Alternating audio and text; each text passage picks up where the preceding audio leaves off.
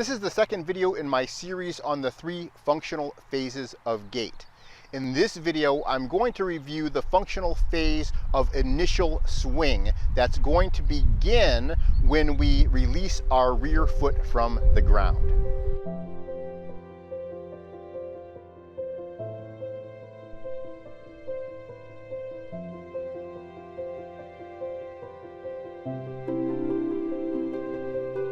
When I review each of the functional phases of gait in this series, I'm going to do it from the framework of the core techniques from the walking code. The core techniques define each of the 3 elements of core movement, meaning the upper waist rotation, the lower waist rotation, and our hip actions.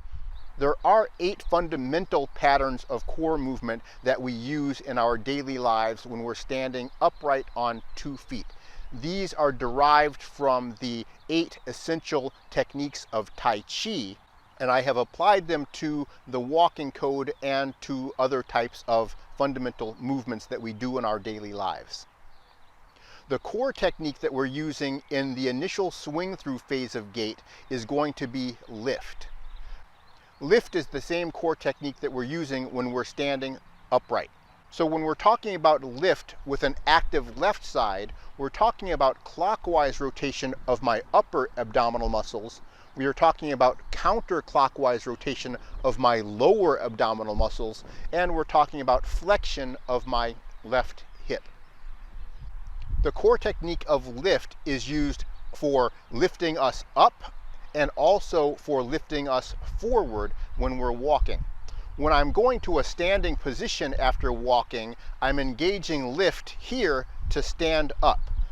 On the left side, I am lifting up by rotating my upper torso forward on the left, tucking my lower torso on the left, and also rotating it backwards and counterclockwise, and I'm flexing my left hip, and all of that pulls my body up to a standing position.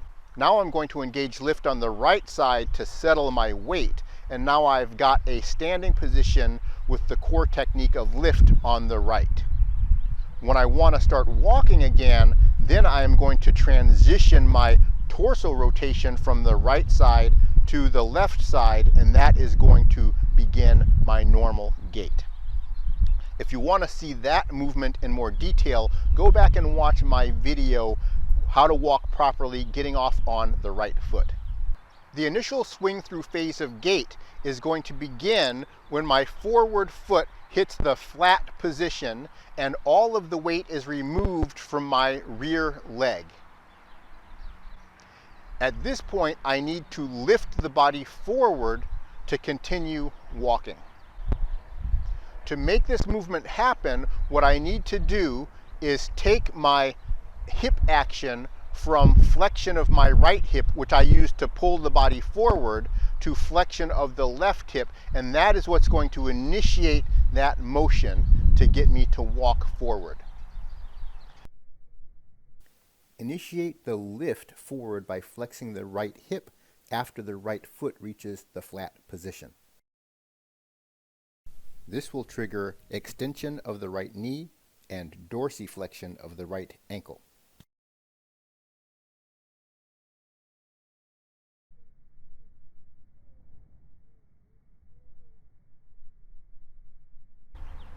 The core technique of lift is associated with the peripheral joint actions of extension of the knee and dorsiflexion of the ankle. The knee is going to actively extend on the side of the torso rotation and the hip action. So when I am using lift on the left, my left knee is going to be extended and my left ankle is going to be dorsiflexed. When I'm climbing up stairs, the final movement lifting the body up the step is going to be push, followed by lift to move forward. The push is going to involve extension of my left hip from the gluteus muscles as I rise up, and the lift is going to involve flexion of my hip muscles on the left as I start to walk forward. Let me demonstrate that again.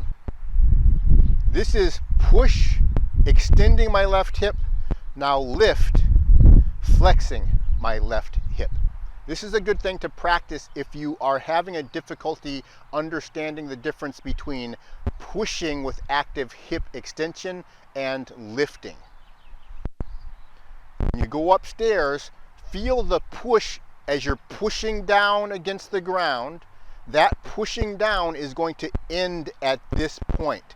There's no further extension of the hip that I can do to get myself to go forward. If I continue trying to extend my hip with my glutes at this point, this is what's going to happen. It's only going to serve to tilt my body backwards.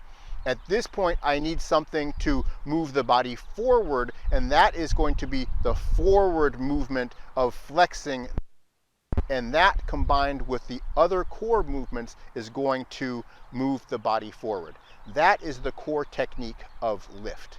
The initial swing through phase of gait is going to end not when the swing leg heel hits the ground, but it's going to end before the standing leg heel raises. The initiation of the lift technique and the initial swing phase of gait begins after the forefoot hits the ground, reaching the flat position. My right foot has no weight on it at all at this time. All of the weight is on my left side. My forward progression would stop if I don't engage now my left hip to lift the body forward, and the lift technique and the end of the mid-swing phase of gait will end approximately here. At the end of lift and at the end of the initial swing phase of gait, my left heel is still going to be on the ground, and my right leg, or the swing leg, will have already swung forward but be hovering over the ground. At that point, I'm going to need to engage a different core technique to complete the step. There I just engaged the third core technique to complete the step. We'll be reviewing that core technique in a separate video. Let me demonstrate lift in another context, and that is going to be in Tai Chi. We have two different movements when we shift forward and then spread our arms. This is in a Tai Chi sequence called Grasp the Sparrow's Tail, which actually uses all 8 of the fundamental core techniques, which is why it's such a great Tai Chi movement to learn. And you can watch one of my videos on Grasp the Sparrow's Tail if you want to see all of the 8 fundamental core techniques used in one sequence. That's what you'll want to watch. But in Grasp the Sparrow's Tail, we have a movement that begins here where we are going to lift forward, and that lift forward is going to end here, and then we're going to push forward with the hip. The difference between the lift and the push is that in the lift, I am flexing my left hip. I'm pulling my leg forward, essentially, pulling it from the ground. The hip is tipping forward like this from the hip joint, and in conjunction with the rotation of the pelvis, which tucks under, I get a forward movement with vertical posture. That is the lift. I have extension of my left knee, dorsiflexion of my left ankle, and it shifts me to the point where my forward tibia is about perpendicular to the ground. Then, to execute the push, I'm going to change my left hip energy from pulling forward to pushing backwards. And that is what's going to open the arms. It's very difficult to see these sort of things because you can't see the difference in the leg movement. You must feel the energy that's happening. This is lift, that is push. And they are using the same torso rotation, forward on the left side of my upper abdomen, backward on the lower side of my abdomen on the left, and flexion of my left hip. That is lift. Now I'm going to continue the same abdominal rotation, but I'm going to take my hip energy from flexion to extension, and that triggers the next motion.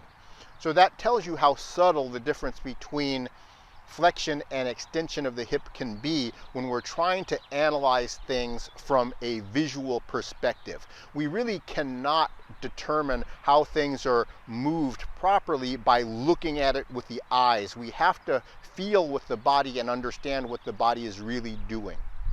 If you like this video, please click on the like button, share the video, and subscribe to the channel if you're not already a subscriber. Also, click on the bell to get notification for my future videos. I generally post videos at least about once a week.